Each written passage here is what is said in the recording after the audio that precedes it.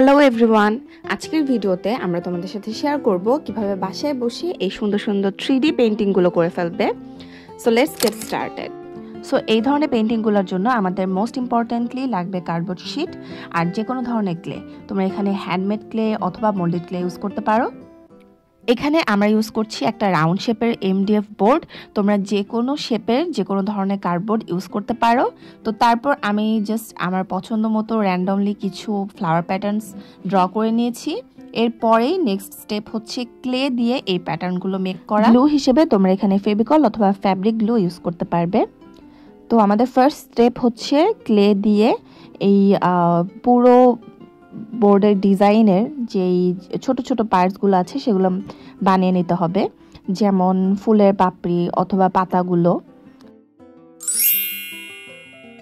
And here it is. এভাবে আমি বোর্ডের ডিজাইনের সবগুলো ছোট ছোট অবজেক্টস ক্রিয়েট করে নিয়েছি। আমি এখানে ইউজ করেছি মন্টমার্টের মডেলিং ক্লেটা, আর সেজন্য এই ক্লেটা শুকানোর পর একটু হোয়াইট হোয়াইট একটা ফিনিশিং দেয়। তো তোমরা এখানে মোল্ডেড ক্লে ইউজ করতে পারো অথবা হ্যান্ডমেড ক্লেও ইউজ করতে পারো, কোনো সমস্যা নেই। তো এখানে একটু গরমিল হয়ে গেছে, আমার মনে হয় তোমরা বুঝতে পেরেছো। আসলে ক্লে দিয়ে এতগুলো অবজেক্টস বানানোর পর আমি বুঝতেছিলাম না যে কোন জায়গায় কোন পাতাটার জন্য আমি ক্লের কোন পাতাটা বানিয়েছি।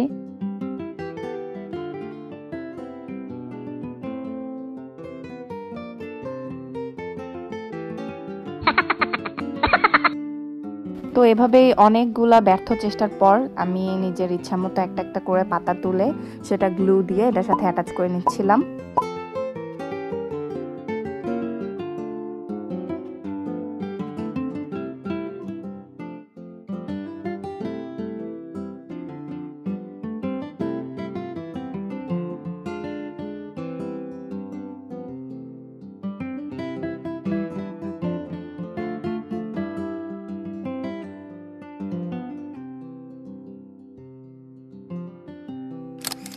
ফাইনালি এই হলো পুরো বোর্ডের লুকটা।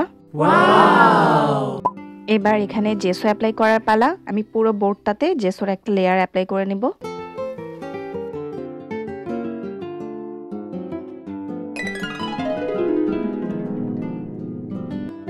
এবার কালার করার পালা। আমি ব্যাকগ্রাউন্ডটা রেখেছি নীল। তোমরা চাইলে এখানে যে কোনো ধরনের যে কোনো থিমে পুরোটা কালার করতে পারো।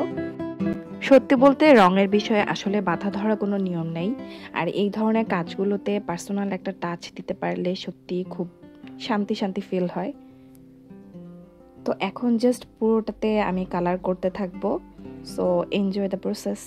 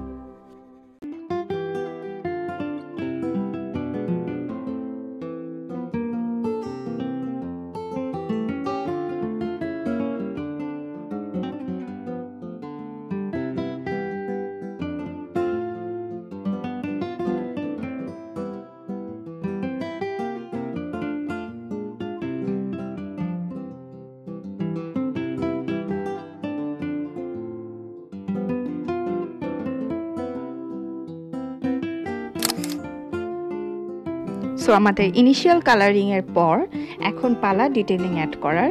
এই পার্টটা পুরোপুরি optional, but trust me everyone, এই প্রসেসটার পর পুরো কাজটা দেখতে আর অনেক বেশি লাইভলি মনে হবে।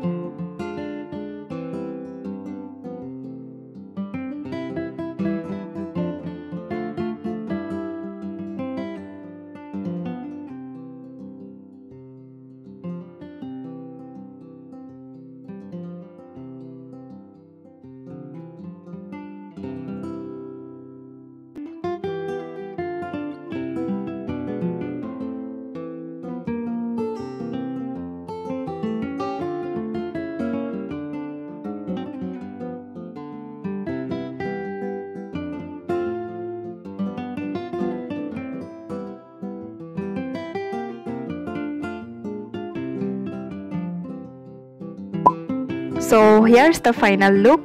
এটাকে আমি একটা ন্যানো টেপের সাহায্যে ওয়ালের সাথে লাগিয়ে নিব। এই ধরনের পেইন্টিংগুলো করা একটু টাইম কনজিউমিং হলেও কাজগুলো করা খুব ইজি আর আউটলুকটা খুবই সুন্দর আসে। তোমাদের কাছে এই ভিডিওটা আর এই কন্টেন্টটা দেখতে কেমন লাগলো আমাদেরকে জানাতে ভুলো না। আর if you like our video, don't forget to subscribe to our channel to watch more videos like this. Keep supporting us, keep loving us. Tata!